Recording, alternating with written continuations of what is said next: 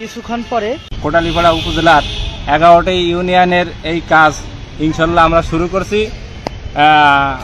গতকাল থেকে মৎস্যসরের আদেশ ক্রমে আমাদের এই কাজ ইনশাল্লাহ অব্যাহত থাকবে।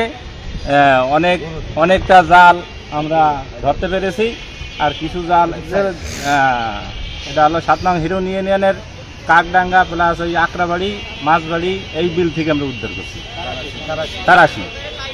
এছাড়াও আরও কয়েকটা বিলে আমাদের জাল আছে। আমরা পর্যায়ক্রমে ইনশাল্লাহ অভিযানকে চালিয়ে আমরা এই জাল উদ্ধার করব ইনশাল্লাহ, যাতে আমাদের অবৈধ জালগুলো এই এলাকার থেকে উদ্ধার হয়।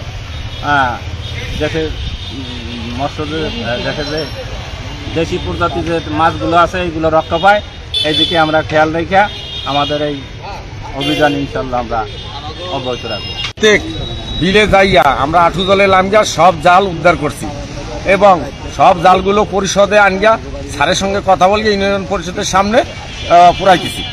54 পিস।